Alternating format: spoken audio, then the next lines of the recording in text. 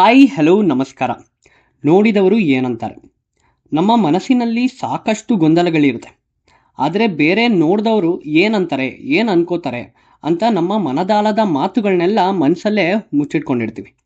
In fact fake ಕೂಡ ಮಾಡ್ತೀವಿ. ಓ ಇಲ್ಲ, I am fine, I am totally happy ಅಂತ.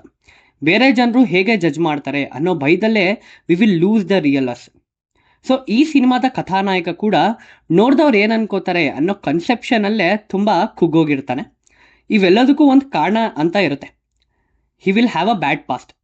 ಒಂದು ಕಡೆ ಬ್ರೇಕಪ್ ಆಗಿದ್ರೆ ಇನ್ನೊಂದು ಕಡೆ ತನ್ನ ಅಮ್ಮನ ಹಳೆಯ ನೆನಪುಗಳು ಕಾಡ್ತಾ ಇರುತ್ತೆ. ಇದರಿಂದ ಕಥಾನಾಯಕ ಸಿದ್ಧಾರ್ಥ್ ದೇವಯ್ಯ ತನ್ನನ್ನು ತಾನು ಎಕ್ಸ್ಪ್ಲೋರ್ ಮಾಡೋಕ್ಕೆ ಸೋಷಲಿ ಫ್ಯಾಮಿಲಿ ಫ್ರೆಂಡ್ಸಿಂದ ಐಸೋಲೇಟ್ ಆಗಿ ಎಲ್ಲವನ್ನು ಬಿಟ್ಟು ಹೋಗ್ತಾನೆ. ಮುಂದೆ ಏನಾಗುತ್ತೆ ಅನ್ನುವ ಜರ್ನಿನೇ ಸಿನಿಮಾದ ಕತೆ. ಡೈರೆಕ್ಟರ್ ಕುಲ್ದೀಪ್ ಕಾರ್ಯಪ್ಪ ಅವರ ಸ್ಕ್ರೀನ್ ಪ್ಲೇ ನರೇಷನ್ ತುಂಬ ಚೆನ್ನಾಗಿದೆ. ನಾವು ಮೂವಿನ ನೋಡೋದಲ್ಲದೆ we travel with the characters. ಪ್ರತಿಯೊಂದು ಕ್ಯಾರೆಕ್ಟರ್ ಅದ್ಭುತವಾಗಿ ಮಾಡಿದ್ದಾರೆ. Casting selection is perfect. ಎಲ್ಲರೂ ಆ ಪರ್ಟಿಕ್ಯುಲರ್ ಕ್ಯಾರೆಕ್ಟರ್ಗೆ ಹೇಳಿ ಮಾಡಿಸ್ದಂಗಿದ್ರು. ಡೈರೆಕ್ಟರ್ ಅವರ ಬರವಣಿಗೆ ಚೆನ್ನಾಗಿದೆ, ತುಂಬ ಡೆಪ್ತ್ ಕೊಟ್ಟಿದ್ದಾರೆ. ಅವರು ಬರ್ಕೊಂಡಿರುವ ಡೈಲಾಗ್ಸ್ ವೇರ್ ವೆರಿ ಇಂಪ್ರೆಸಿವ್, ತುಂಬ ಇಂಪ್ಯಾಕ್ಟ್ಫುಲ್ ಆಗಿದ್ವು. ಡೈರೆಕ್ಟರ್ ಅವರು ಇಲ್ಲಿ ರಿಯಲಿಸ್ಟಿಕ್ ಅಪ್ರೋಚ್ಗೆ ಜಾಸ್ತಿ ಪ್ರಾಮುಖ್ಯತೆ ಕೊಟ್ಟಿದ್ದಾರೆ ಆ್ಯಂಡ್ ಅದು ವರ್ಕ್ ಆಗಿದೆ ಕೂಡ. ಮೆಟಫರ್ಸ್ ಹಾಗೂ ಕವಿತೆಗಳು ಮನಮುಟ್ಟುವಂತಿತ್ತು. ನಮ್ಮನ್ನು ಕಾಡ್ಸೋದಂತೂ ಗ್ಯಾರಂಟಿ. ನಾನು ಏನು ಮಾಡ್ತಿದ್ದೀನಿ, what are we up to ಅಂತ ಯೋಚನೆ ಮಾಡಿಸುವಂತೆ ಮಾಡುತ್ತವೆಲ್ಲ. ಫಾರ್ ಶೋರ್ ಕುಲ್ದೀಪ್ ಕಾರ್ಯಪ್ಪ ಅವರಿಂದ ಮುಂಬರುವ ದಿನಗಳಲ್ಲಿ ಒಳ್ಳೆಯ ಸಿನಿಮಾಗಳನ್ನ ಎಕ್ಸ್ಪೆಕ್ಟ್ ಮಾಡ್ಬೋದು. ಇನ್ನು ನವೀನ್ ಶಂಕರ್ ಅವರ ನಟನೆ ವಾಸ್ ಆ್ಯಸ್ ಯೂಶುವಲ್ ಫೆಂಟ್ಯಾಬ್ಲೆಸ್. ಅವರು ಸಿದ್ಧಾರ್ಥ್ ದೇವಯ್ಯ ಕ್ಯಾರೆಕ್ಟರ್ನ ಆ್ಯಕ್ಟ್ ಮಾಡಿಲ್ಲ, he has just lived that character. No one could have done this character better than Naveen Shankar ಅನ್ನುವ ಭಾವನೆ ಕೂಡ ಬರುತ್ತೆ. ಅವರು ಈ ಸಿನಿಮಾಗೆ ಮಾಡಿದಂಥ ಮೆಂಟಲ್ ಹಾಗೂ ಫಿಸಿಕಲ್ ಸ್ಯಾಕ್ರಿಫೈಸಸ್ಗೆ ಒಂದು ಸೆಲ್ಯೂಟ್ ಕೊಡಲೇಬೇಕು. ಅವ್ರ ಇಂಟರ್ವ್ಯೂ ಅಲ್ಲಿ ಹೇಳ್ದ ಹಾಗೆ ಈ had to lose around 15 kgs ಹಾಗೂ ಮೆಂಟಲಿ ತುಂಬ ಡಿಸ್ಟರ್ಬ್ ಆಗಿದ್ರಂತೆ. ಗುಲ್ಟು ಸಿನಿಮಾದಿಂದ ಅವ್ರ ಸಿನಿಮಾಗಳನ್ನ ಫಾಲೋ ಮಾಡ್ತಾನೇ ಇದ್ದೀನಿ. ಅವರ ಗ್ರಾಫ್ ಮೇಲೆ ಹೋಗ್ತಾನೆ ಇದೆ. He is coming up with new stories and better films every time. That one look of his in the pre climax was just wow. Christian ಬೇಲ್ನು ಮೀರಿಸುವ ಹಾಗೆ ಇತ್ತು. ಅಪೂರ್ವ ಅವರು ಸಹ ನಾಡಿಯ ಹಾಗೆ ಚೆನ್ನಾಗಿ ಮಾಡಿದ್ದಾರೆ. ಪದ್ಮಾವತಿ ರಾವ್ ಅವರು ಕೊನೆ ಭಾಗದಲ್ಲಿ ಬಂದರೂ ಕೂಡ ಅವರ character was very impactful.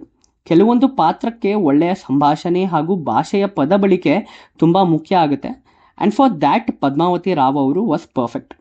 Music subtle ಆಗಿ ಚೆನ್ನಾಗಿತ್ತು. They added a lot of value to the cinema. ಎಲ್ಲ ಸಾಂಗ್ಸು ಚೆನ್ನಾಗಿವೆ. B G Ms were nice, ಒಳ್ಳೆಯ ಫೀಲ್ ಗುಡ್ ವೈಬ್ಸ್ ಕೊಡುತ್ತೆ. ಅಲ್ಲೊಬ್ಬ ಕುರಿ ಕಾಯೋ ಹುಡುಗ ಇರ್ತಾನೆ. ಅವನ ಜೊತೆ ಹೀರೋ ಕಳೆದ ಸಮಯ, ಅವರಿಬ್ಬರು ಮಧ್ಯ ನಡೆದ ಒಡನಾಟ, ಅವರ ಮಾತು ಕತೆ, ಬೆಂಗಳೂರಿಗೆ ಬಾ, ಅಲ್ಲಿ ಚೆನ್ನಾಗಿ ಓದಿಸ್ತೀನಿ ಅನ್ನುವ ಸೀಕ್ವೆನ್ಸಸ್ ತುಂಬ ಹಾರ್ಟ್ ಟಚಿಂಗ್ ಇತ್ತು. Those scenes had a lot of meaning in them. ಸಿನಿಮಾದ ಎಕ್ಸ್ಪೀರಿಯನ್ಸ್ ಬಗ್ಗೆ ಮಾತಾಡೋದಾದರೆ ಈ ಸಿನಿಮಾ ನಮ್ಮನ್ನು ತನ್ನದೇ ಆದಂಥ ಒಂದು ಜರ್ನಿಗೆ ಕರ್ಕೊಂಡು ಹೋಗುತ್ತೆ.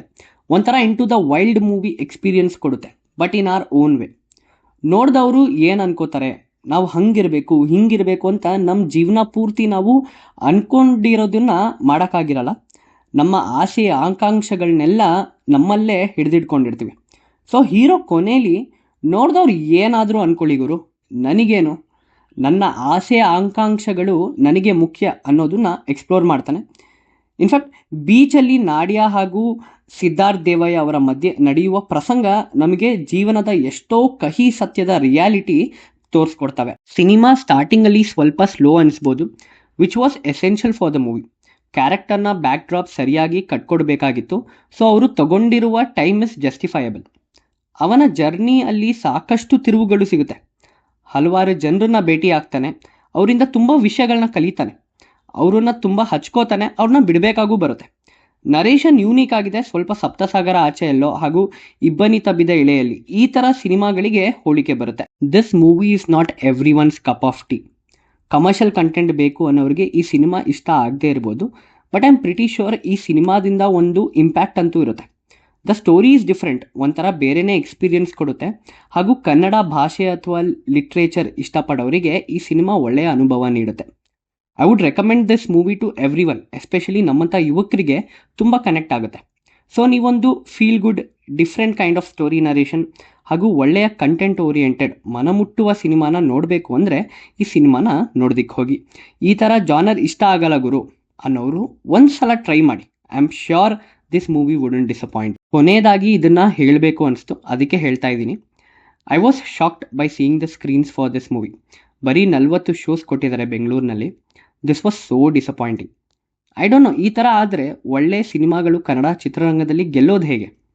ಇಷ್ಟು ಒಳ್ಳೆ ಪ್ರಾಮಿಸಿಂಗ್ ಸಿನಿಮಾಗೆ ಈ ಥರ ಆದರೆ ವಾಟ್ ಅಬೌಟ್ ಅದರ್ ಫಿಲರ್ಸ್? ನಾವು ಕನ್ನಡಿಗರು ಇನ್ನಾರು ಒಳ್ಳೆ ಕನ್ನಡ ಸಿನಿಮಾಗಳನ್ನ ಸಪೋರ್ಟ್ ಮಾಡೋಣ. Let's prioritise our cinemas over other movies. ನಮ್ಮ ಚಿತ್ರರಂಗದ ಸಿನಿಮಾಗಳನ್ನ ಗೆಲ್ಲಿಸ್ದಾಗಲೇ ಅಲ್ವಾ ಹೊಸ ಪ್ರತಿಭೆಗಳು, ಹೊಸ ಡೈರೆಕ್ಟರ್ಸ್ಗೆ ಧೈರ್ಯ ಬರೋದು to do cinemas in our industry. So finally ನೋಡಿದವರು ಏನಂತಾರೆ, ಸಿನಿಮಾ ನಿಮಗೆ ಹೆಂಗನ್ನಿಸ್ತು ಅಂತ ಕಮೆಂಟ್ ಮಾಡಿ. ನಮ್ಮ ವಿಡಿಯೋ ಇಷ್ಟ ಆಗಿದ್ರೆ ಸಬ್ಸ್ಕ್ರೈಬ್ ಹಾಗೂ ಶೇರ್ ಮಾಡಿ. ಮತ್ತೊಂದು ವಿಡಿಯೋ ಜೊತೆ ಮತ್ತೆ ಸಿಗೋಣ. ಧನ್ಯವಾದಗಳು.